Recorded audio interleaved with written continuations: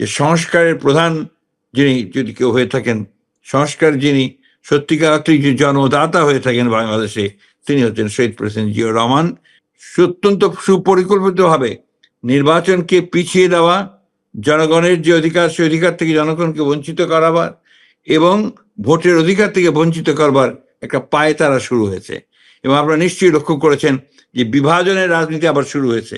এখানে গোত্রে গোত্রে যে বিভাজন সৃষ্টি করার চেষ্টা করা হচ্ছে, সরকারের বিভিন্ন ইনস্টিটিউশনগুলোকে পরস্পরের মুখে আপনার মুখোমুখি করার একটা ষড়যন্ত্র চক্রান্ত শুরু হয়েছে।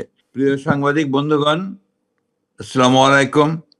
আজকে এখানে উপস্থিত আছেন আমাদের দলের সিনিয়র যুগ্ম মহাসচিব জনাব রুহুল কবির রিজভী, আমাদের সম্মানিত যুগ্ম মহাসচিব বৃন্দ, আমাদের সম্পাদক বৃন্দ, আমাদের অঙ্গ সংগঠন সমূহের নেতৃবৃন্দ, ঢাকা মহানগর উত্তর ও দক্ষিণের নেতৃবৃন্দ এবং প্রিয় সাংবাদিক ভাই ও বোনেরা, আসসালামু আলাইকুম।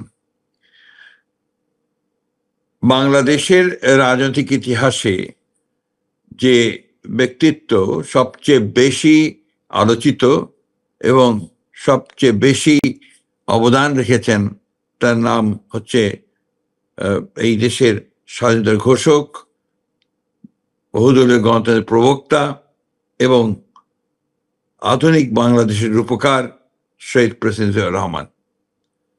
তার শাহাদাত বার্ষিকী আগামী 30 মে। এই দিনটি আমাদের জন্য অত্যন্ত গুরুত্বপূর্ণ এবং তাৎপর্যপূর্ণ।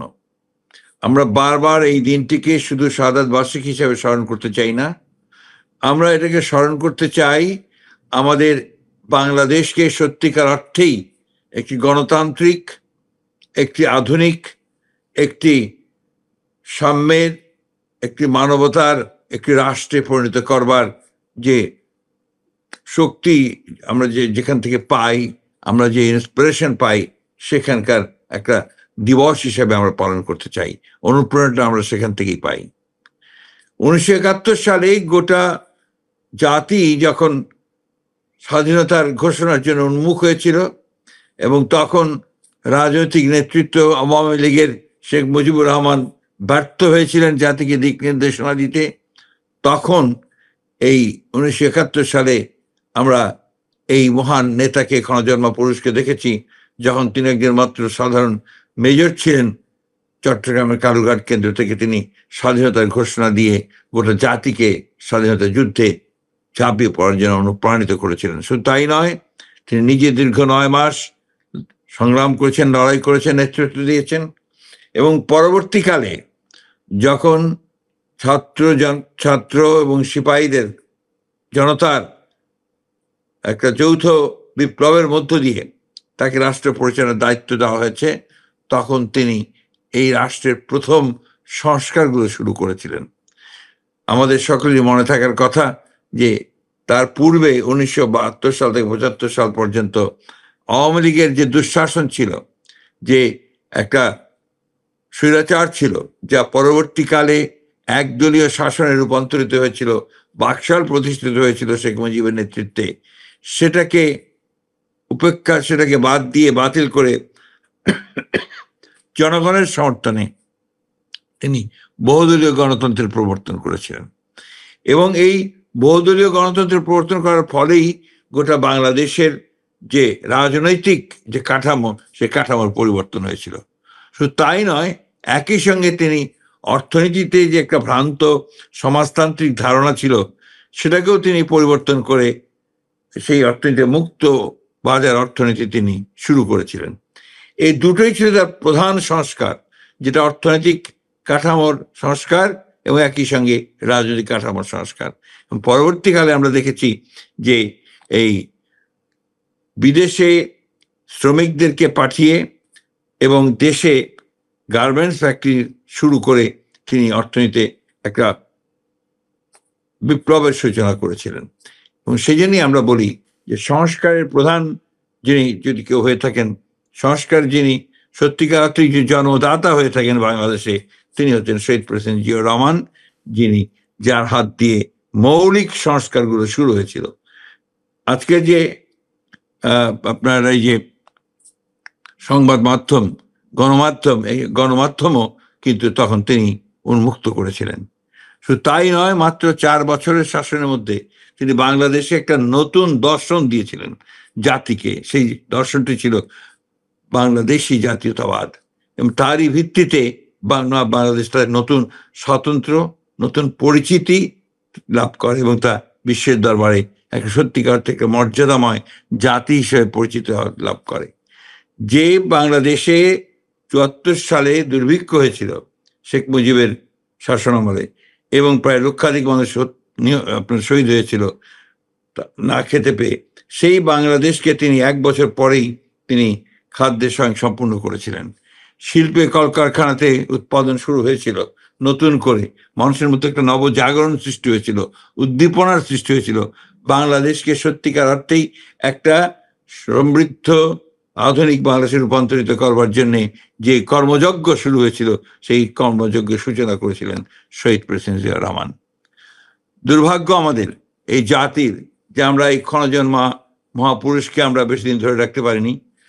আজকে যারা বাংলাদেশের বিরুদ্ধে ষড়যন্ত্র করেছে, যারা বাংলাদেশকে 15 বছর ধরে একটা ফ্যাসিস্ট শাসনের মধ্যে রেখেছিল, যারা আজকেও এখনো ষড়যন্ত্র করে চলেছে সীমান্তের ওপার থেকে বাংলাদেশকে আবারও আপনার সেই জনগণের অধিকার থেকে বঞ্চিত করবার জন্যে এবং বাংলাদেশকে তার উন্নয়নের পথে বাধা সৃষ্টি করবার জন্য, সেই সময়ও কিন্তু আপনার এই শহীদ প্রেসিডেন্ট জিয়াউর রহমানের নাম আমাদেরকে বারবার মনে রাখতে হবে। আজকের সময়টাই হচ্ছে সবচেয়ে মূল্যবান সময় বলে আমি মনে করি, তাৎপর্যময় মনে করি। এই জন্যে যে এখন নতুন করে যেটা আমরা হাজার হাজার ছাত্র জনতার রক্তের বিনিময়ে যে নতুন একটা সম্ভাবনার সৃষ্টি হয়েছে, যে গণতন্ত্রকে প্রতিষ্ঠিত করবার এবং সত্যিকার অর্থে ফ্যাসিবাদ মুক্ত একটি আধুনিক বাংলাদেশকে প্রতিষ্ঠা করবার, সেখানেও আমরা দেখছি যে একটা কালো ছায়া এসে দাঁড়াচ্ছে। অত্যন্ত সুপরিকল্পিতভাবে নির্বাচনকে পিছিয়ে দেওয়া, জনগণের যে অধিকার সেই অধিকার থেকে জনগণকে বঞ্চিত করাবার এবং ভোটের অধিকার থেকে বঞ্চিত করবার একটা পায়তারা শুরু হয়েছে। এবং আপনারা নিশ্চয়ই লক্ষ্য করেছেন যে বিভাজনের রাজনীতি আবার শুরু হয়েছে। এখানে গোত্রে গোত্রে যে বিভাজন সৃষ্টি করার চেষ্টা করা হচ্ছে, সরকারের বিভিন্ন ইনস্টিটিউশনগুলোকে পরস্পরের মুখে আপনার মুখোমুখি করার একটা ষড়যন্ত্র চক্রান্ত শুরু হয়েছে। আমরা দেখতে পাচ্ছি যে কিছু মানুষ যারা সরকারের মধ্যে অনুপ্রবেশ ঘটিয়ে বাংলাদেশকে ভিন্ন দিকে নিয়ে যাওয়ার চেষ্টা করছে, ভিন্ন খাতে তাকে প্রভাবিত করবার চেষ্টা করছে। বাংলাদেশ জাতীয়তাবাদী দলের উপরে সবসময় গুরু দায়িত্ব এসে পড়ে। সেই দায়িত্বটি হচ্ছে গণতন্ত্রকে প্রতিষ্ঠা করবার দায়িত্ব, সেই দায়িত্ব হচ্ছে বাংলাদেশকে আবার নতুন করে গড়ে তুলবার দায়িত্ব। সেই দায়িত্ব হচ্ছে শহীদ প্রেসিডেন্ট জিয়াউর রহমান যে স্বপ্ন দেখেছিলেন, আমাদের দেশনেত্রী বেগম খালেদা জিয়া যে স্বপ্নকে বাস্তবায়িত কাজ করতে শুরু করেছিলেন, এখন যে তরুণ নেতা নতুন স্বপ্নের মধ্য দিয়ে বাংলাদেশকে গড়ে তুলতে নেতৃত্ব দিচ্ছেন আমাদের ভারপ্রাপ্ত চেয়ারম্যান তারেক রহমান সাহেব, তাদের সমস্ত স্বপ্নগুলোকে, বাংলাদেশের আশা আকাঙ্ক্ষা, মানুষের আশা আকাঙ্ক্ষাগুলোকে বাস্তবায়িত করবার জন্য আজকে বিএনপির প্রতিটি নেতা কর্মীকে অত্যন্ত সজাগ এবং সচেতন ভাবে তাদেরকে কাজ করতে হবে এবং রুখে দাঁড়াতে হবে যে কোনো ষড়যন্ত্র চক্রান্তের বিরুদ্ধে।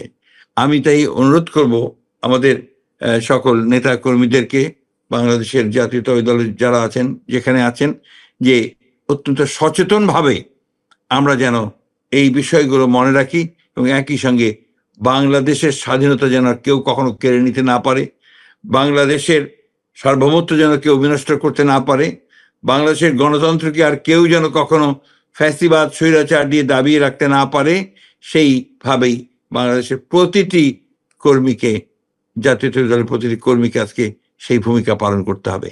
এবং এই 44তম শাহাদাত বার্ষিকীতে আমরা সেই কথাগুলি বারবার করে মনে করব, স্মরণ করব এবং সেই মহান নেতা যিনি আমাদের পথ দেখিয়েছিলেন এবং সেই পথের সূচনা করেছিলেন, সেই পথকে আরো সুদৃঢ় করবার চেষ্টা করব।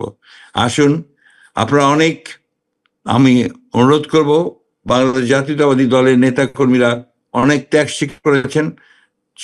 60 লক্ষ মানুষের বিরুদ্ধে মিথ্যা মামলা দেওয়া ছিল, কয়েক হাজার মানুষকে হত্যা করা হয়েছিল, প্রায় 1700 নেতা কর্মীকে এনফোর্স ডিসঅ্যাপিয়ারেন্সের মধ্যে নিয়ে যাওয়া হয়েছিল। সেই অবস্থা থেকে আজকে একটা সুযোগ সৃষ্টি হয়েছে যে আমরা একটা নতুন বাংলাদেশ নির্মাণ করব। শহীদ প্রেসিডেন্ট জিয়া রহমানের যে স্বপ্ন, আমাদের দেশনেত্রী বেগম খালেদা জিয়ার যে স্বপ্ন, তারেক রহমানের যে স্বপ্ন, সেই স্বপ্নকে বাস্তবায়িত করবার জন্য আমরা সামনে দেখে এগিয়ে যাব।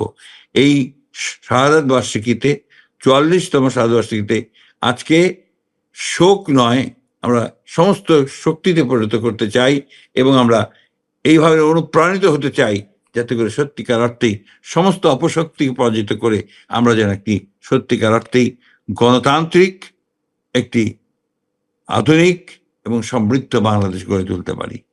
এই কথা বলে আবারও এই দিনটিকে সফল করবার আহ্বান জানিয়ে, আমাদের সকল নেতাকর্মী দেশবাসীর কাছে আহ্বান জানিয়ে আমি বক্তব্য শেষ করছি।